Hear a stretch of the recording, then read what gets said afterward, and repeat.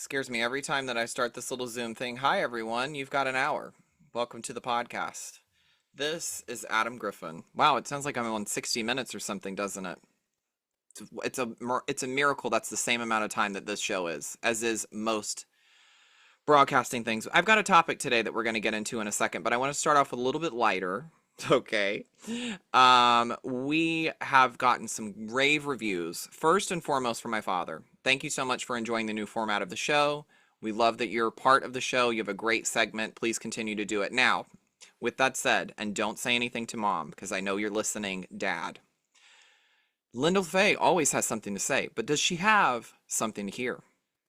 Yes, she does. And more on this after the break, because I might be chopping up her segment today so that she has something to complain about, because I don't know that she's listened to this podcast in a couple of episodes, and given that she is part of the podcast, I want to make sure that she's liking her own segment, let alone that she likes the reformatting.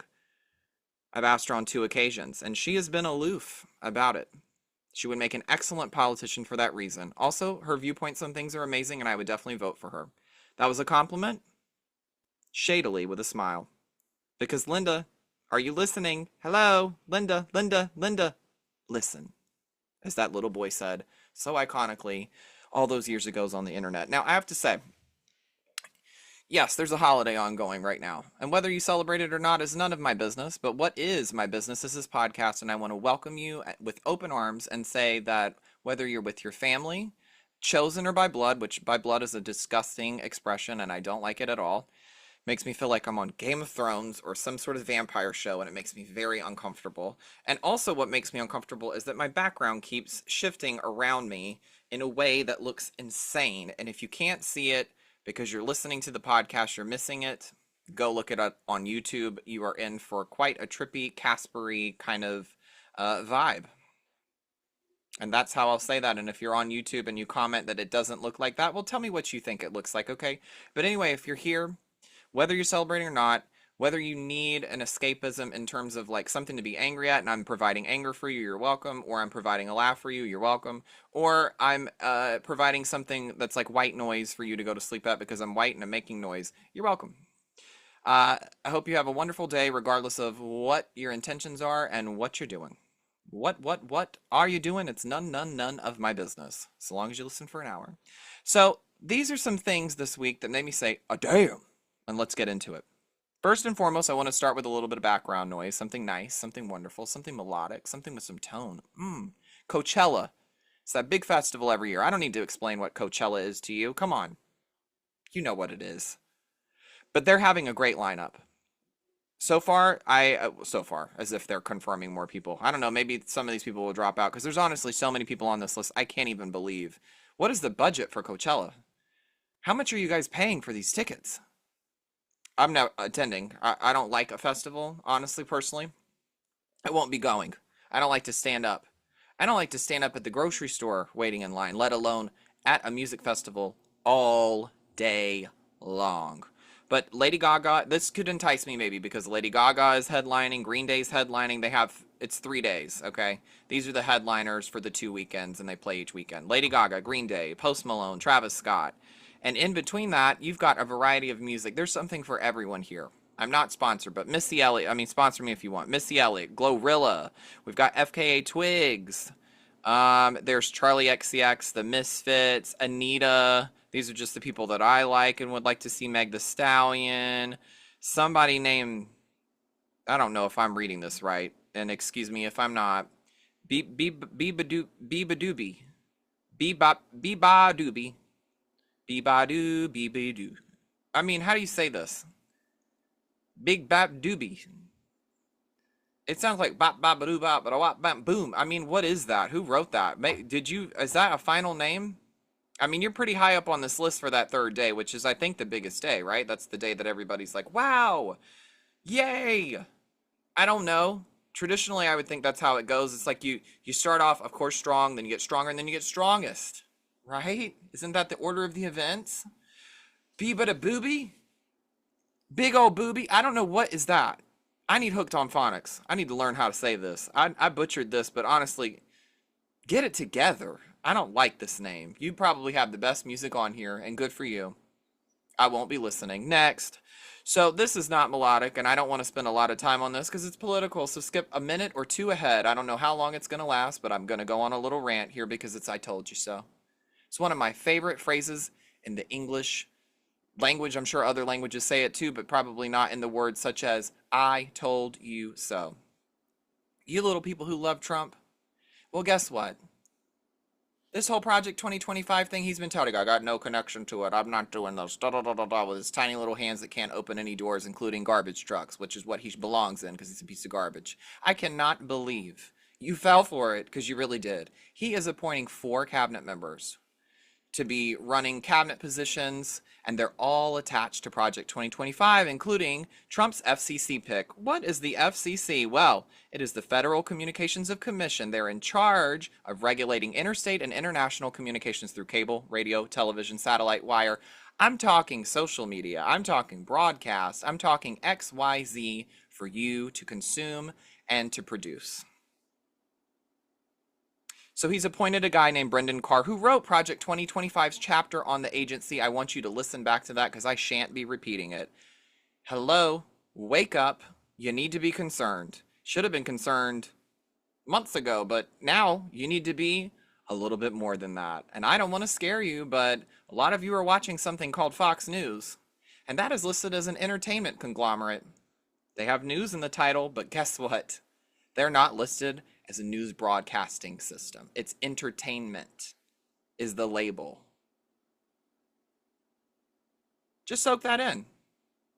Because you should have before you started soaking in what you're consuming from the station that's supposed to be entertainment. It's the same, it's listed as the same as Bravo, okay?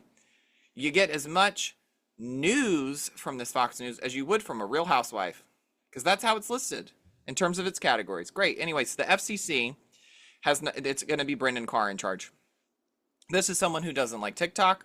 Whether you like or hate TikTok, it's a great way for people to connect and to provide authentic information about what's going on in real time in their lives and to have a sense of community.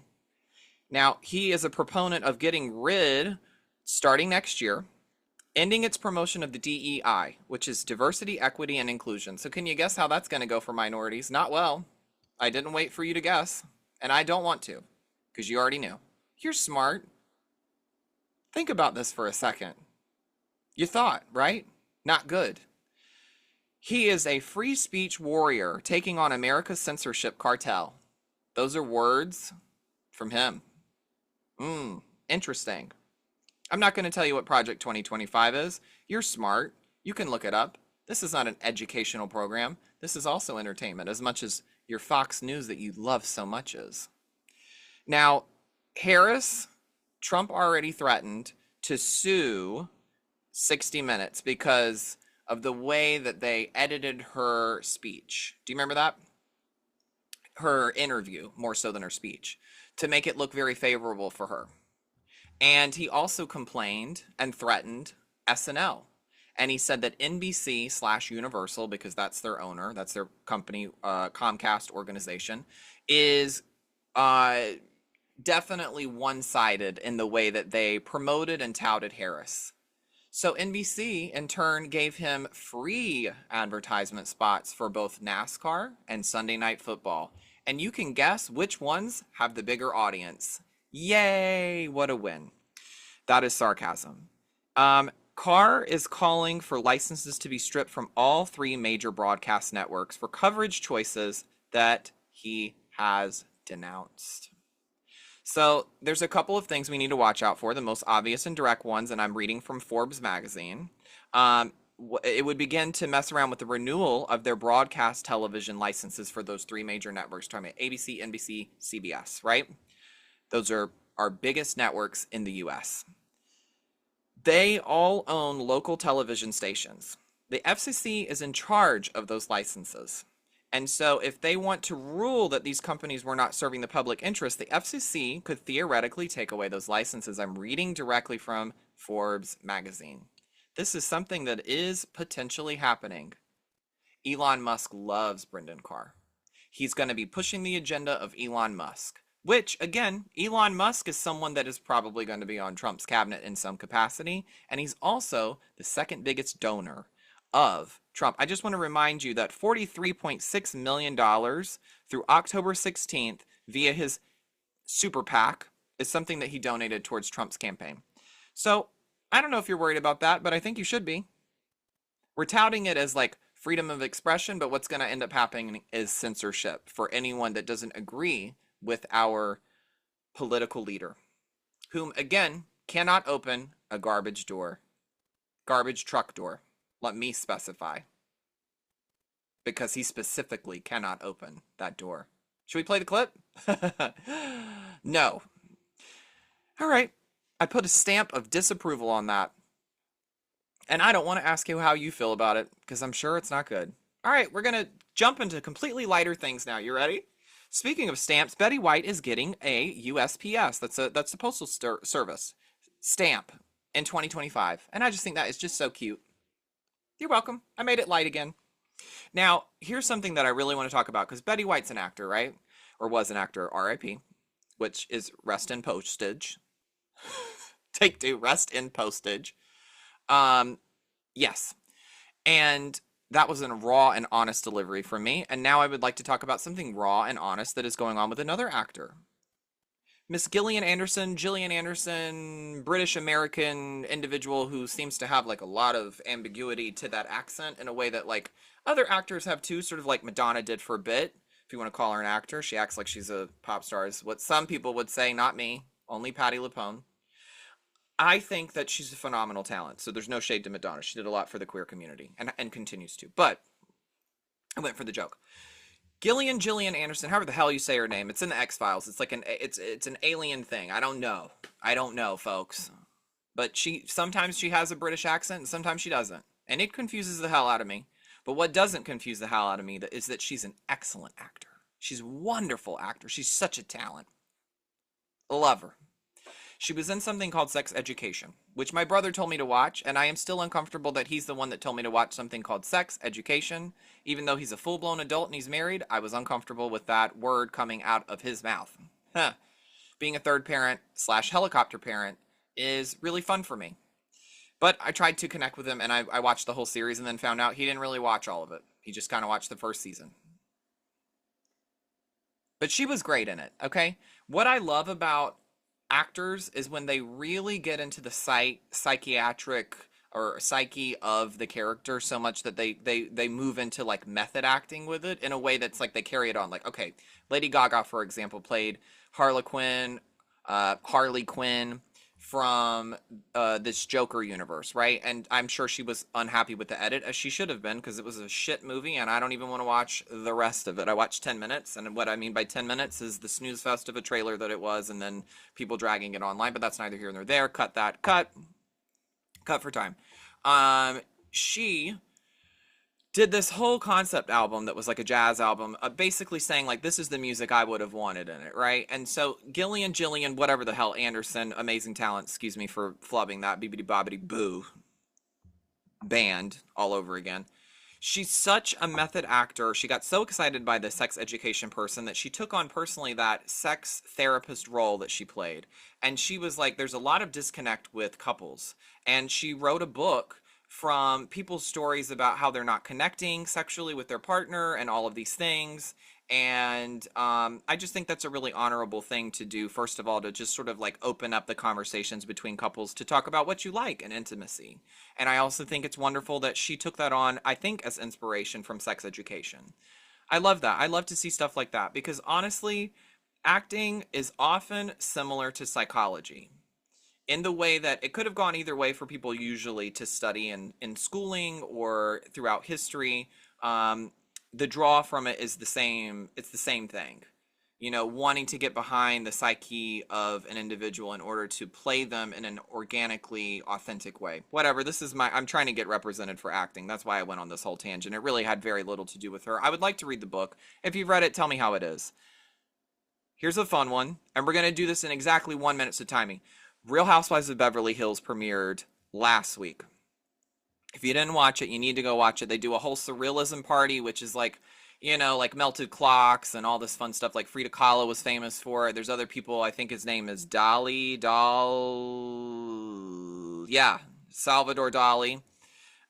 Did the melting clocks, but it's like all these surrealism things, and I love when in the Housewives universe, 30 seconds, okay, when the Housewives do these crazy things, but like crazy parties and like go there with the costumes. Speaking of, Dorit is arguing with Kyle in a way that I'm loving this season, and I can't wait to see more. But I'm specifically most excited for one of my favorite actresses, Jennifer Tilly. She's on the show now. She's a friend of. I think she's such an icon. She was in Chucky. She was the bride. Boom, boom, boom. Go watch. You'll love it. And the new housewife that they brought on uh, is going to be so good.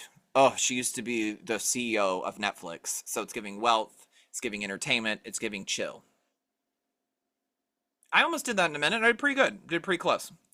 Um, so here's a good moment to take a second. Last week we did a voice memo of the week, and this week I'd like to make this an oopsie of the week, my friend oopsie of the week. So we'll call it the blonde moment of the week because my friend didn't mess up. This is hilarious to me, and I think it will be to you too. My bestie since growing up. We've been best friends since I was 8. I want to say she'll correct me, but as she should. Her name is Devin. She'll be on the podcast in the new year, and you'll love her because this is a cult, just like Fox News. So you're going to love it, and you're going to love her. She texted me this week, and she said, "Oh my God, Lisa Frank doc coming out with heart emoji eyes. You know what they look like." And I said, "Wait, oh my God, Lisa Frank, we won." And she said, "What do you mean we won?" "Oh, shoot. Not Lisa Frank. I meant to type Wicked." She meant that a Wicked documentary was coming out. Oh my gosh. I just love that Wicked would turn into Lisa Frank. Lisa Frank was those beautiful binders when we were in school. Super colorful, super fun, not just pink and green like Wicked. And, you know, if you've seen the movie yet, no spoilers. All right. Speaking of a really fun big tentpole film, okay? Warner Brothers is selling 10 functional Batmobiles for $3 million each. I'm talking about the Batmobiles from Christian Bale or Christian whatever the hell, when he was in that series. Those really fun, like army tank looking things. He was in it, and then the seat would go down into the front of the thing, and he would like be driving sort of like up at the, I don't know what you call that, in the wheels, basically. It was so cool and hot and amazing and fun. And basically, I've got a PayPal, so if you'd like to donate some money so that I can get a Batmobile for John, close your ears, for John's Christmas present, that would be amazing because I know he wants one, and I would like to ride in it. The only problem with these $3 million things is that you can't even take them on the highway. They're not approved. Like if you took this on the highway, I don't know if you get a ticket or arrested or who's to say, but they're not road ready. What are you paying $3 million for? Anyway, I'd like to. So thanks. There's only 10 of them. It's going to be all of them are going to go to Dubai. You know they are. The only people who can buy them are people in Dubai because that's who be Dubaiing. Now, this is something that made me say, "Ah, damn," in a good way. If you say "ah, damn," that sounds like that could be negative. But no, this is a damn good thing. Los Angeles unanimously voted to establish Los Angeles as a sanctuary for immigrants and LGBTQ people. That's a major slay. That's a slay. That's the Riz, honey. That's yes. I actually don't know what the Riz means. I still don't understand some of the lingo that these youngins are using. I don't get it.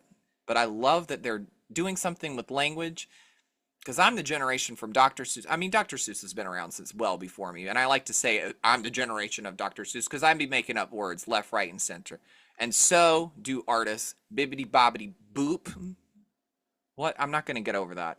Here's something I might have a different take than you on. How to Train Your Dragon. They're doing a live action, and it is frame by frame of the animated film. The dragon itself is not, you can't like make a live action dragon unless you did like a puppet, which they didn't seem to be enticed by. They didn't want to do that. So they've got a CGI dragon, and it looks, I think, worse than the animated one. And all of this is in quotes, even though I didn't lift my arms to do air quotes for it, because the Diet Coke is fading on me right now. I don't really understand this frame by frame thing. Like all of you that complain about these Disney live actions, well, you're going to get it from DreamWorks too now.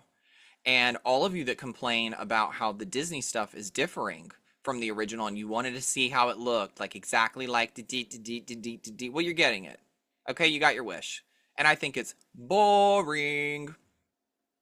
So you enjoy seeing it at the theater. Also, I thought the kid was a lot older than he is, so when you go and look at his photo, just know he's 15.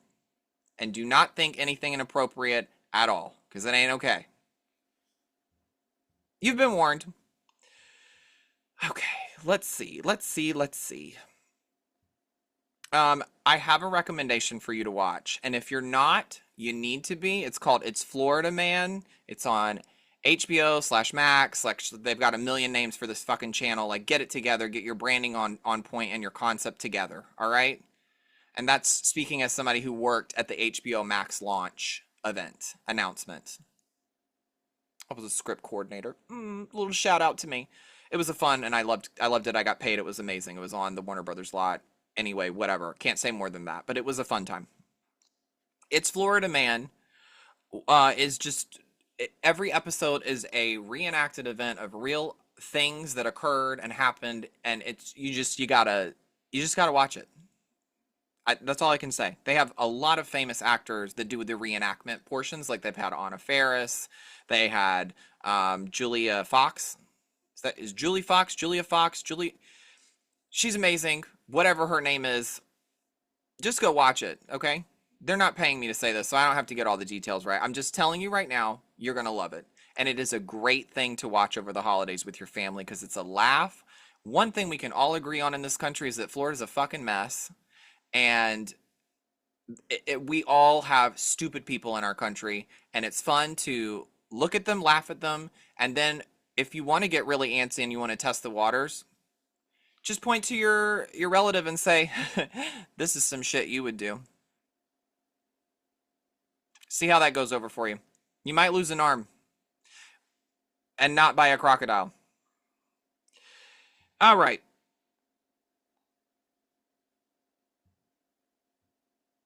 We're going to get into the thing of the week that you voted on. This is the thing that most made you say, oh, damn.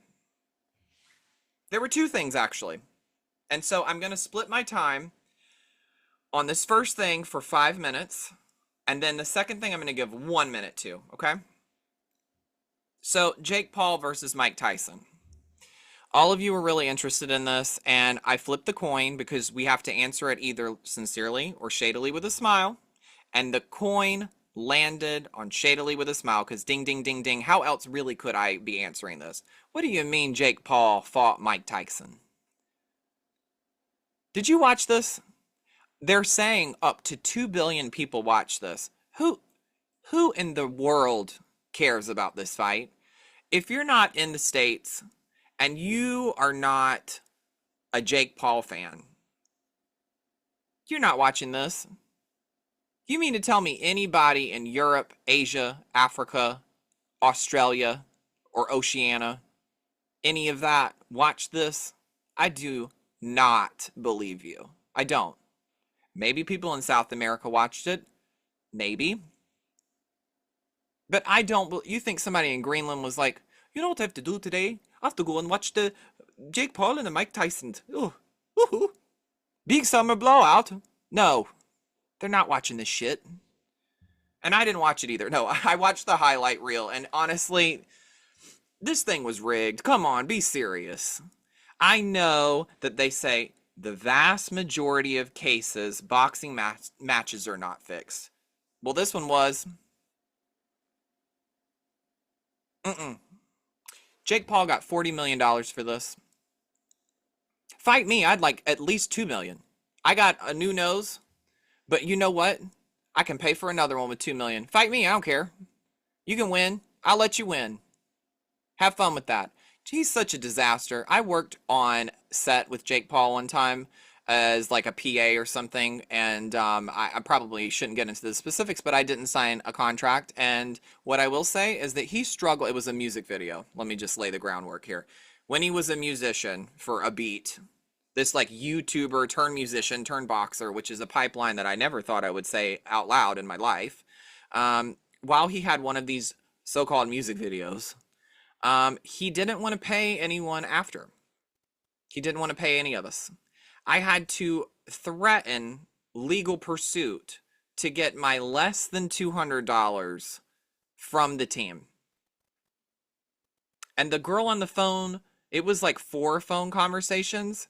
She was like, if you ever want to work with me again, you're going to have to accept to do this without pay. And I said, honey, the ship for you and I to work together has long since sailed. You're going to run me my money or I'm going to run you a court order.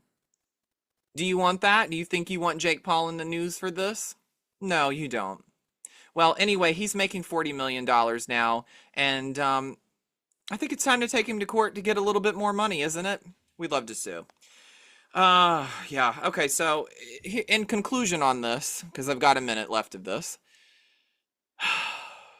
boxing, only people I want to watch box are Bernie and Mitch McConnell. Check, please. I mean, I can't get over how much money he made off of this. This is stupid. $40 million for a rigged thing.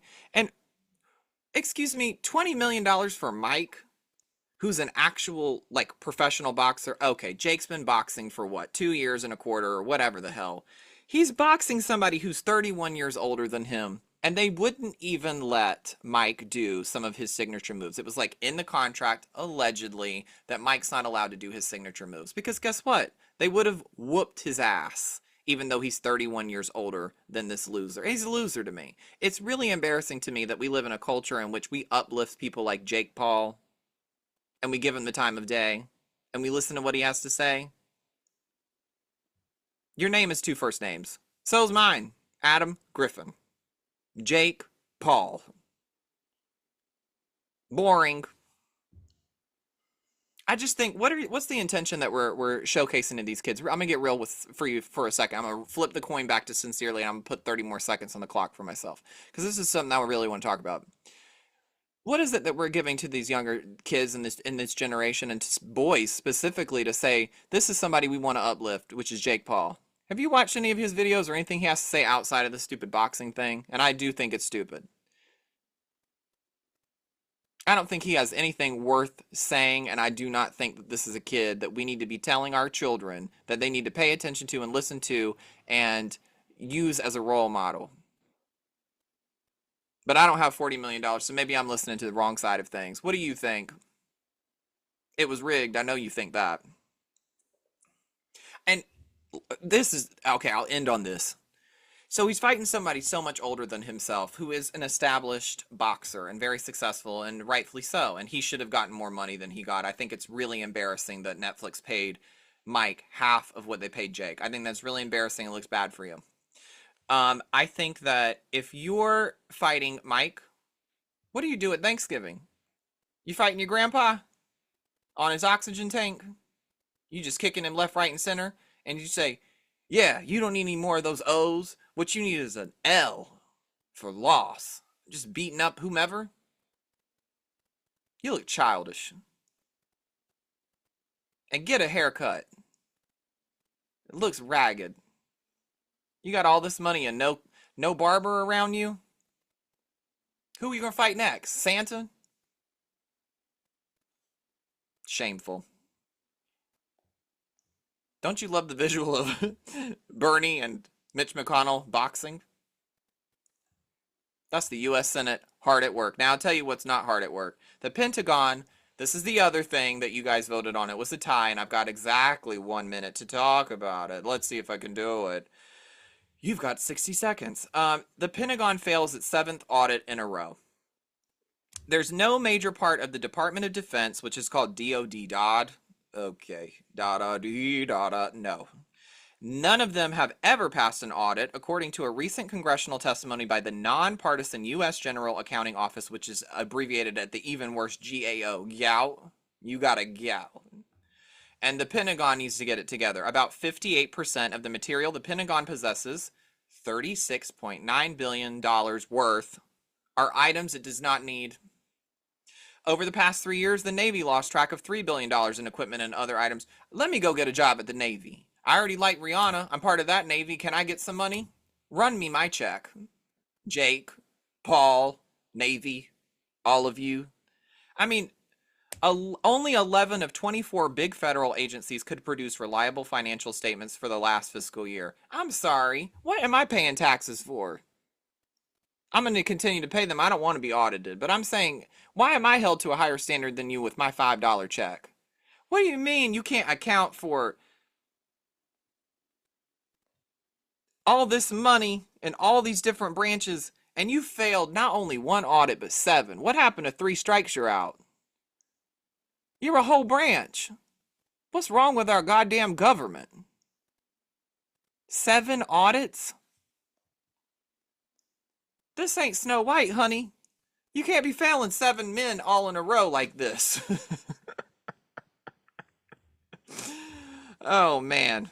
Anyway, I flipped the coin to do sincerely on this one. And I don't know that I did. I think I was more shadily with a smile. You tell me how I did. But let me just say it like this. Pentagon, I'm so over time. Pentagon, it's more like a box. You're cutting all these corners. You've turned into a box. And you've had 2 options. Yes, I did my taxes right. Yes, I know how to operate my money. And no is what you checked 7 times in a row. Congratulations, you are a... That was 7 times. Failure. Unsubscribe. Anyway, we will be back after this commercial break, which is a word from my parents. And honestly, Linda might not have a lot to say this week, because she sure ain't been listening. John's segment might be a little bit longer than normal. And by that, I mean 3 words instead of 1. We'll be right back. What is going on here? That's looking bumpity bump. All right, while we're here, I would like to do the outro. For our outro, as we end the week with this sort of like mantra for the day, going forward, having hopeful aspirations for this next week ahead, I just want to give honorable mention to what's going on and transpiring on this day, which we're calling Thanksgiving. Now, I could do a dissertation about the true origins of this festive day. How after nearly 100 years of failed colony settings, by the given pushback from both people already living here and the weather itself, 100 years after the stubborn colonizer continued on to their first Thanksgiving, and that's in quotes, which was allegedly between the people of a colony in Massachusetts and the helpful and welcoming Wampanoag, I'm saying this wrong, Wampanoag people, which translates to the first light. In 1621, that's when it took place. In 1621, who saved this starving group from extinction, who then in turn gave them yellow fever and constant depletion of not only their rights, but their lands, which they stole from them, these Puritan colonists. So however you celebrate this day, I hope it's just in thankfulness of your family and not of the celebration of what this is originally intended, because this is not a good history and it's not a good look. I want to recognize that the Wampanoag people still exist. There are still Wampanoag people living in what we have renamed in the settled, colonized New England area.